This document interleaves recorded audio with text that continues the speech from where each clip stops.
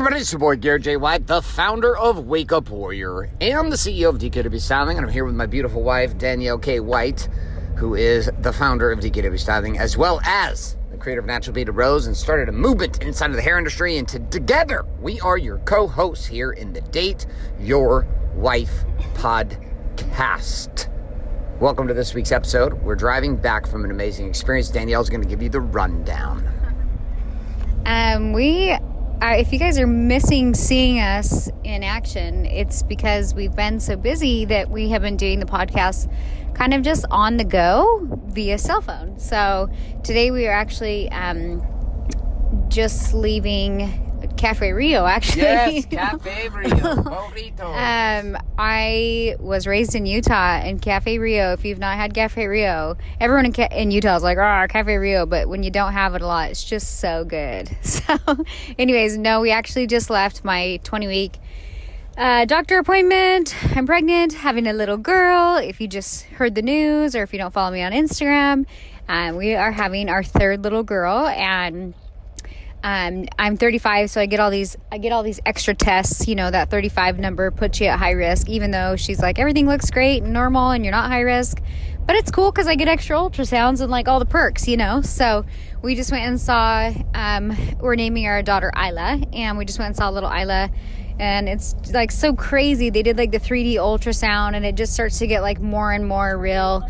I know, like, if you're a mom, like in between visits, you're like, oh my God, I mean, I know there's a bump, but is there still a baby? Is everything okay? And it's something that's not talked about. It's, you know, I feel like I have fairly easy pregnancies, but I will say, like, just something about being pregnant, you always feel a little bit like, oh my God, I hope everything's okay, a little nervous. And it's like, it's no longer, it doesn't operate just around you, and it's, your baby is always on your mind. So it's cool and reassuring to go and to an ultrasound and see and check and confirm and see that everything's okay. So that's where we're coming home from. So I have a topic for you. Okay. So we were at, I was actually I've been all over the damn place. Yep, I got it. I've been all over the place, all over the country doing events and speaking and training, and just drove down from where we live in Orange County to San Diego, the Traffic and Conversion Summit, and had an opportunity to spend time with Pete Vargas and Keith Yackey and a bunch of buddies of mine, and a whole bunch of guys from Mike Hennigs and Yannick Silver, and a whole bunch of guys from the internet marketing space. And the guys were mentors of mine, and people who 10 years ago I started studying from, and now I'm a peer with them in the stuff that we do inside of marketing and sales. Huge event run by Brian Dice down in San Diego. If you're a marketer and you don't go to it every year, you probably should. But anyway, so we were down there, and I was talking, and Keith and his wife were there with us, and she's an amazing woman, an amazing story for those two as a couple. But as we started talking, I was having a conversation with a series of guys. There were a couple of the wives that were there with us, and we were talking about the requirement of the divorce to build the divine relationship. That's our topic for today. Like, why you must get divorced to build the divine relationship. So here was the intro. I know you're not divorced, but we basically got divorced. Now let me play this scenario out, and then you're going to talk about this. So we were sitting and talking, and there were two different couples in the past. Okay, two different couples that I have met in the past probably 2 weeks who have gone through the following situation. Married, had kids, got divorced, dated other people, did their thing, got remarried. Really? Two different couples, okay? Second piece inside of this is there were 2 or 3 other couples that I've had conversations with where they actually got separated. So they didn't get divorced, but they got separated from each other, went their own ways for 6 months to a year, were not divorced, but when separated, then came back together. And across all of these, there was a similar conversation that I felt like me and Danielle went through as a couple also. Who were these people you're talking to? These are just like people that I know, individuals I know, and some of them were just people I was just talking to and having conversation with. And this topic kept coming up in marriage about this, what I'm calling the divine divorce. Okay. Which is like a necessary time phrase in which you, as a relationship, like, are kind of in fucking chaos, and you have to choose all in again. And everybody hit this. I was even talking to some couples that were at last night at this party we were at, and I was talking with some couples there, and they've been together for 18, 19, 20, 25 years, and they all concurred that this thing that I'm calling the divine divorce is an actual thing. A divine divorce. Okay, so we didn't get divorced, but we had a divine divorce. And we're going to talk about this. Like this decision. Well, I want you to disagree. Okay. You're looking hot right now in your like pregnant, super tight dress. So talk to me about this.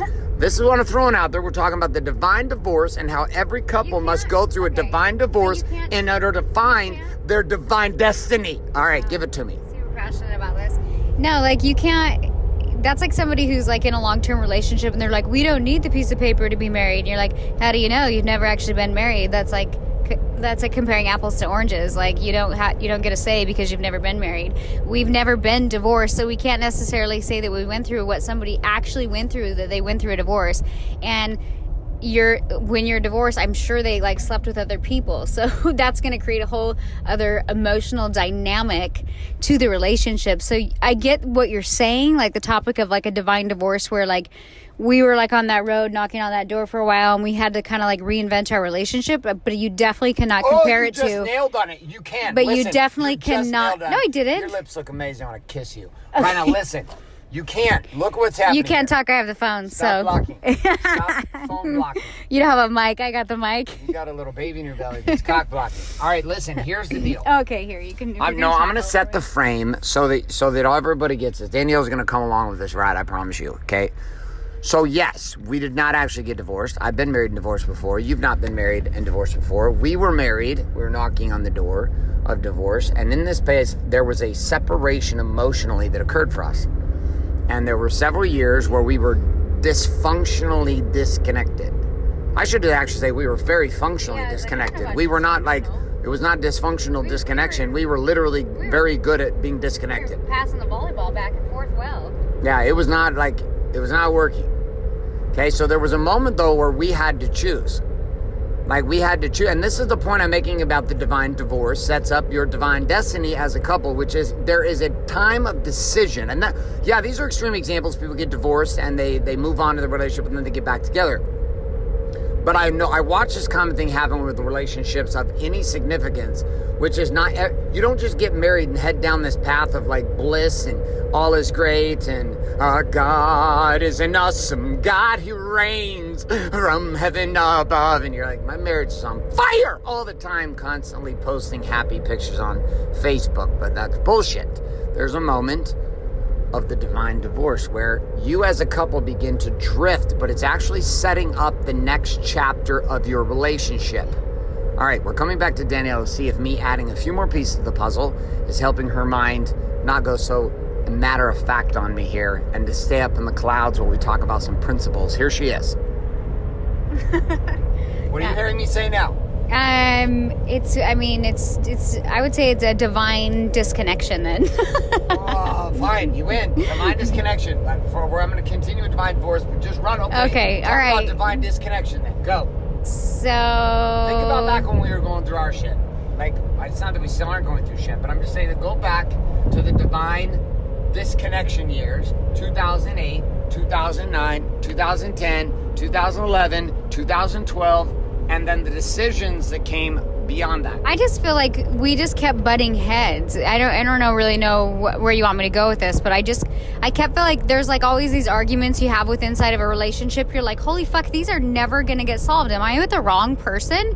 You're on fire. Keep going. You're on the right path. So you just keep looping back to the same argument, and it just gets exhausting. And literally, I think there was times in our relationship where we're like, there's nothing we can do. Like we felt like it was out of our control. But I just know in relationships you're always going to have different issues, and that relationships, it kind of is, it's a give and take thing. And so things that you might say, oh well, this is not me, this is not how I operate. Like if you want a good relationship, you have to kind of change that story and operate around new principles. And the more you do it, the more you're like, wow, I can change, or I am this kind of person, and things start to mold together, I would say, more cohesively. Okay, so let's take this, continue down this path here. So there's a point of disconnection that happens in every relationship, and the reality is when you start having kids, like shit just gets spicy. It just gets spicy. And if you run a business and you get married and you have babies and things just get spicy, and when they get spicy, there is disconnection through sedation that begins to happen. It doesn't matter who you are. I don't care who you are. Like, you sit here listening to the show right now, any of you, and try to make pretend that you've just got it all figured out and that you sit on the cloud nine and things have always been amazing. You know what I think I love couples that are like, people don't know that anything's wrong. They'll be like, no, like, I'm good. And I'm like, but are you great? Like, is there a distinction between the two? Like, yeah, I thought we were good too, you know? And then like shit hit the fan financially, and like all this like trials and stuff came up in our own lives and in our own marriage. And I was like, wow, you know what? When things got spicy, maybe we're not as strong as maybe good is not good enough. And I think that things like that happen in our life to it's like a test to see where we're at and see how we rise. And ultimately in this life, it's about growth. And so you can't expect to have growth inside your relationship, inside your business, inside anything, if you can't face those trials and win. So I think within our own relationship, it's not necessarily the person. It's like, hey, here's, at least for us, I didn't feel like it was. I think we both were so different. And I think there was a ton of like chemistry and attraction in the beginning, like definitely opposites attract. And then it's like opposites annoyed real quick.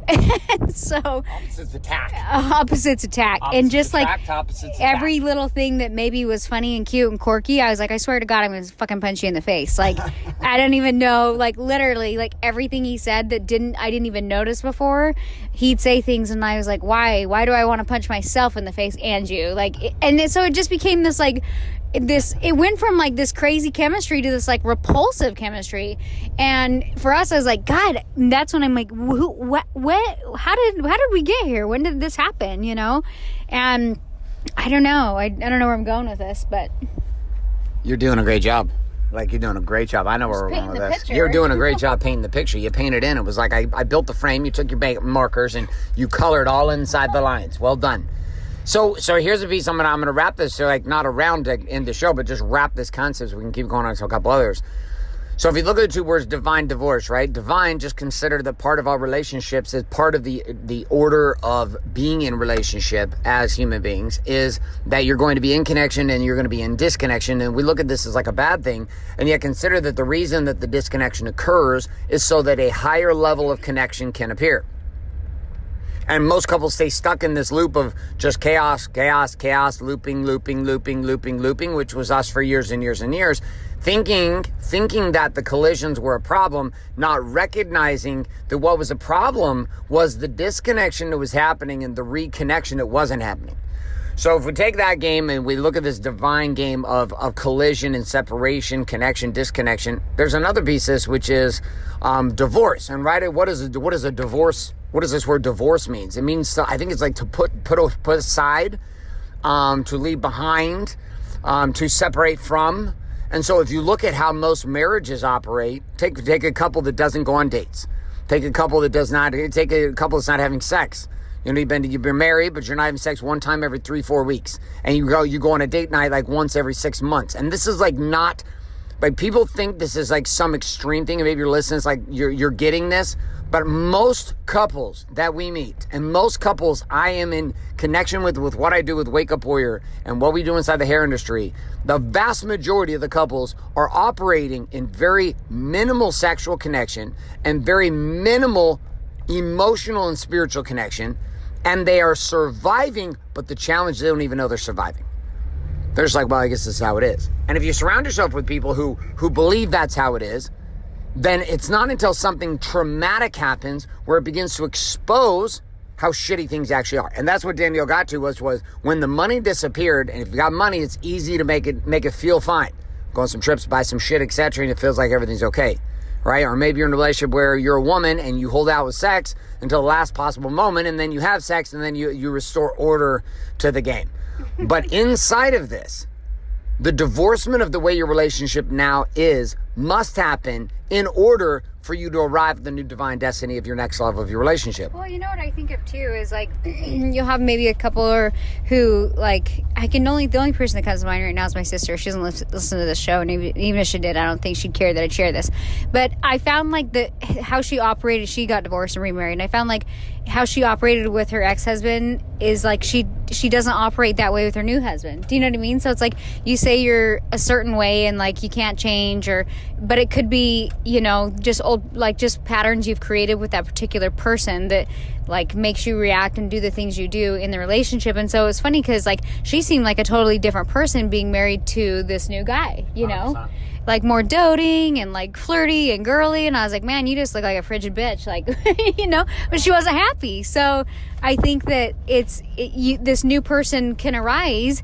And, oftentimes in relationships, when I've seen couples that do get divorced, this person sadly doesn't arise until they're in a whole new relationship. And I think the challenge is, can you recreate that in your current relationship? Divine divorce! Woo! Divine divorce! Divine disconnection, divorce. Because it gives you a fresh start if you both choose it. So just meaning like Garrett and I feel like it is possible, like we could have gotten divorced, not to say we wouldn't have been happy and found a great other person to be married with. Like, I'm not saying that, but we were able to literally kind of be like, okay, we want to figure this out together and get back on the same page. So sometimes you have to look at like, trials in your relationship is like, hey, if we're both willing to do the work, we can create and start a new thing together. And it's going to take more time, again, because of the history you have. But it's also that history that really holds you together. And oftentimes, children and other things that come into play. I think that you see the bad in the relationship and you don't look at like so much of the great history. And you think, oh, it's so hard to rebuild this relationship. But like, look at what you have with that person. Of course, it's going to be work to put it back together. But I think that with having that history, it would be worth it. So this divorcement game, I'm going to continue down this path. So you take it. One of the fascinating things for me is to look at the number of couples we know got divorced. Which again, I'm a divorce guy, so I'm not talking down on divorce. What I am talking down on is this reality of how people show up. So I can tell you the number of couples I know who together were both out of shape, didn't take care of themselves physically, didn't go out on dates, didn't seduce or flirt with each other, and had been in survival mode for like a decade. Overweight, pasty white, no taking care of themselves, no dating, no engaging, just managing and surviving with kids and work and life. And then they're like, I can't fucking do this anymore. And they get divorced, right? And then this funny thing happens over the next 6 to 9 months. It like blows my mind every time. All of a sudden, they both get fit. Right? They start losing weight. They start going tanning. The girl stops wearing just a ponytail every day and Lulu pants. And all of a sudden she's like dressing up and wearing nice clothes, taking care of herself. The guy's like taking care of himself. And they're both, you're studying personal development and they're starting to improve themselves so that they don't ever face this again. And I'm sitting there, I'm like, well, what would happen if you'd both fucking shown up like that when you were married? Like, what if you could have just, instead of having to get divorced, what if you could literally go through a divine divorcement, which was this ability to say, fuck it. I'm like, our marriage doesn't work. I had a client of mine call me up on a Sunday morning. He's crying. He's emotional. His wife texted him divorce pictures. Pictures of their divorce papers that she had left. Yeah, of his... like, did she take a picture, rip in half? Yeah, I don't know. That's weird, right? So she texts a picture of divorce papers that she put on his desk. And he's calling me and he's like crying, he's upset, and I'm sitting there, I'm not emotional with them all. It's part of my job is to not be emotional with them. It's just to listen to him and then also help him think through shit. So he's sharing with me and he's super emotional, he's super upset, and then he goes, well, what do you think? And I was like, I asked him this direct question. I was like, are you surprised? Like, I've been working with you for 6 months. Are you surprised this happened? Come on. He's like, well, what do you mean? I was like, come on, dude. You're not fucking stupid. You think this is you're surprised by this? You're surprised she filed for divorce? I said, let me ask you this. When was the last time you guys had sex? He's like, 6 weeks ago. I said, exactly. How's that work out for you? It doesn't. Okay. When was the last time you two didn't fight? Like, you fight all the damn time. He's like, well, we fight all the time. I was like, exactly. She's fucking stronger than you are. She's at least saying this relationship is bullshit. I can't do this anymore. Now, the cool part is, fast forward this game 6-7 months, they didn't get divorced, but it took her taking a declaration of, wait for it, divine divorce for them to shift.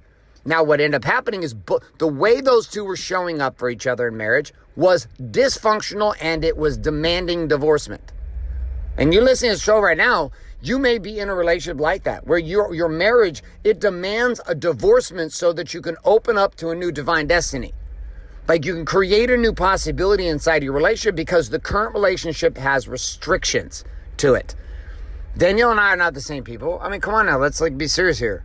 I feel like we both softened a little bit. Like, I don't know how else to describe it. I mean, like, people will be like, well, how did you do it? And the only thing I could tell them was, like, time, patience, commitment. Like, I mean, I know those are all, like, cliche answers, but there's so much truth in that. There's so much. I did a post today. I was like, people underestimate the small consistencies daily that create a big win in life. And that goes in a relationship as well.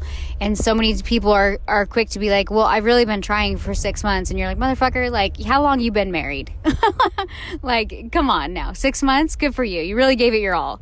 So you kind of have to look at it in that perspective of, like, how long did it take you to fuck up your relationship? How long have you been married? How much time are you willing to put forth? I mean, if your relationship is not in a good place, that's not overnight. That's by little things that you were doing every day. So you have to reverse it. And over time, all of a sudden, you're like, wow, I kind of like you a little more and more. And that's what a relationship is built off, is just that energy of both committing to making good choices together and knowing. I think when you fuck it up too, like, you're in this space where you see signs of, like, we're not going back there. Like, there were so many times where Garrett and I wanted to slip back and do, like, old stupid things, and we still do. And then I have to look at myself and be like, come on, you're better than that.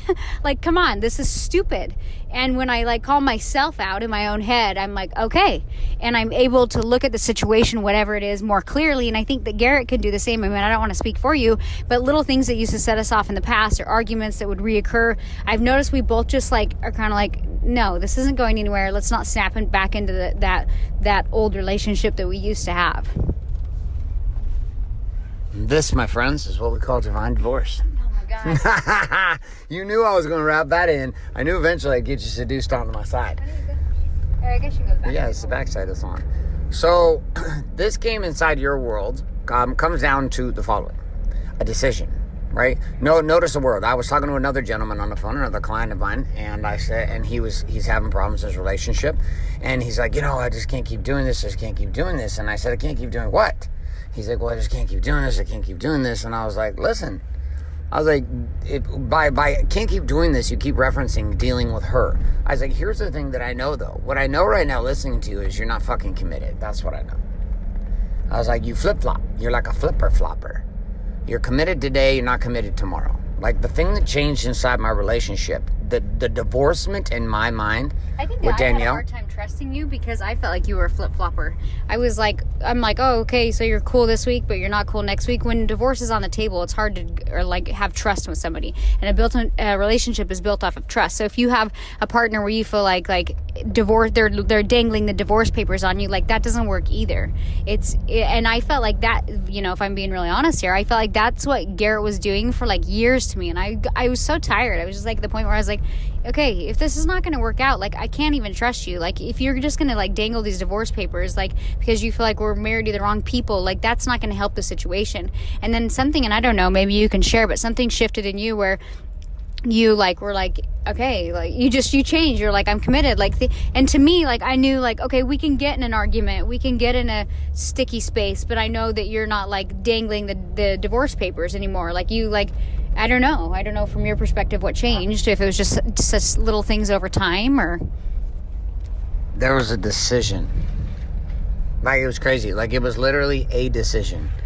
And we had been going through so much stuff back and forth, and I've been doing so much work trying to figure this out. And you and I had both kind of gone to this place of, we all both acknowledged we could get divorced and be married to somebody else, and we could both be happy down the path. But the one thing that wouldn't have changed was either of us. Like, we were still going to be the same people, which means it was highly likely for me, that would have been divorce number 2, Danielle divorce number 1, that we were going to head down the same path and find the same fucking problems, because we wouldn't have changed. And so inside of me, what allowed it, I kept wanting things to be different, but what was not different was my commitment to Danielle and my commitment to our marriage. Meaning I just emotionally was not committed, in the sense of saying, okay, divorce is like not a negotiable conversation right now. Like, I'm in, long haul, figure this shit out, let's go. And when that happened, I noticed in Danielle there was things started to shift.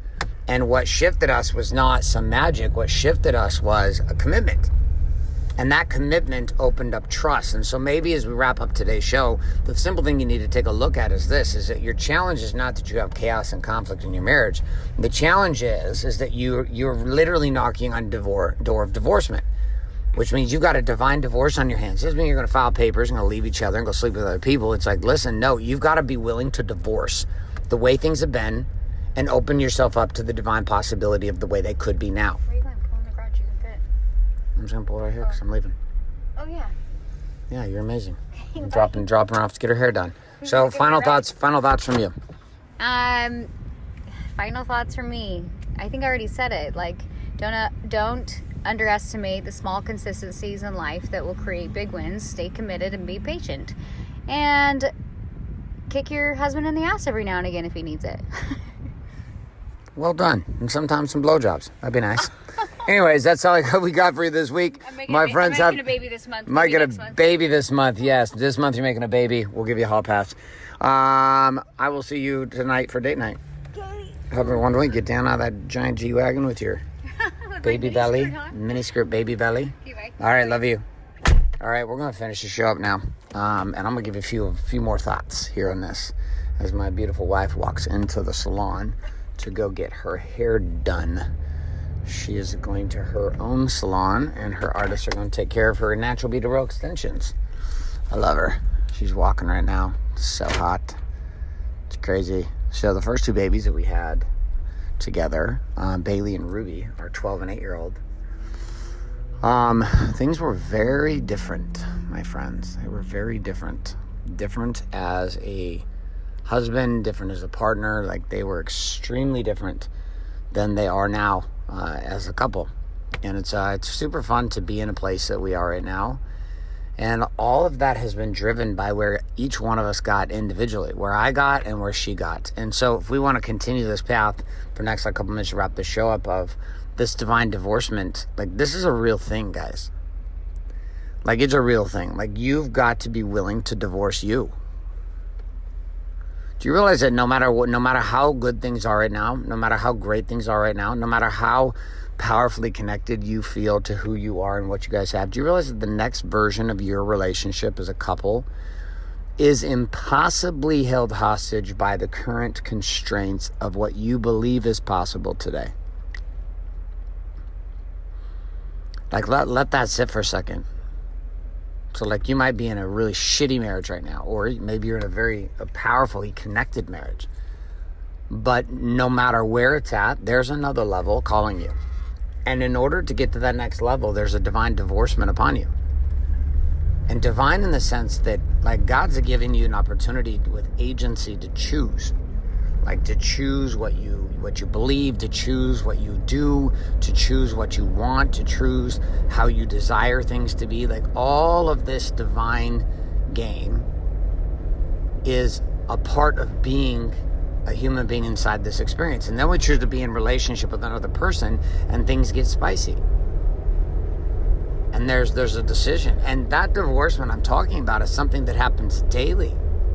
You know, just today, driving with Danielle to the doctor's office, there were several moments where conversations, we were talking, and I normally get triggered, and I got triggered, but I did something different. Instead of, like, making it a big deal, I was just like, it's okay. And I could feel the emotions rising inside, and the frustration, and a little bit of irritation in the moment, and then I made a different decision. Well, that's divine divorcement. And on the other side of your divorce is a new path and a new possibility of destiny. Like, there's a new destiny on the other side of divorce, and divorce is simply choosing to do something different, to lay down and to put aside that which is old and not working for something that is new and can work and should work and will work. Danielle and I work. We're not perfect. Doesn't mean we don't fight, doesn't mean we don't debate, doesn't mean we don't argue, but shit is like 1,000% better than it ever was before. And this is the first time in the last couple years as a couple where we start to have the visions of literally growing old together, lying in bed, holding hands, and fucking dying. Like, when we're 90s, hundreds, I don't know. But there's no end in sight. And the minute that our marriage got to a place where it didn't matter, there's no set of titties on the planet that are going to pull me away from my wife. Like, there's nothing. There's no guy, like shredded six-pack guy that's going to pull my wife away from me. Like, we are all in with each other. And this has created a respect and a trust and a bond. And here's the biggest piece. It's created a vision for a future that is so much bigger than the current one that we live in. And the one that we live in right now, our current reality is amazing, but without a bigger vision and without a bigger future for you as a couple, you will perish every single time. So what do you choose? What do you choose? Right? It's a simple decision. If you're a woman listening to this, what are you choosing to divorce? Right? What are you choosing to divorce and how you show up? If you're a man listening to the show, what are you choosing to divorce and how you show up? Because without the divorcement and without the decision to do it, nothing's going to change. My friends, that's all I got for you today. Here's a couple of reminders. If you are currently inside this game, but do not have access to the Warrior Book, you can check that out by heading over to warriorbook.com. And we've got access to the curriculum of the Warrior's Way, which could be very powerful for you. Also, we have a powerful podcast at Warrior on Fire. You can look that up on iTunes, SoundCloud, Stitcher, and you can find a daily 20-minute discussion that I have every single day around the principles of power and production, linked up to the principles inside of the Warrior Book. So it may be a free tool for you, another supplemental tool to be able to use here with the DHY podcast. Either way, I hope you guys have a fantastic rest of your day, and we will talk to you next week.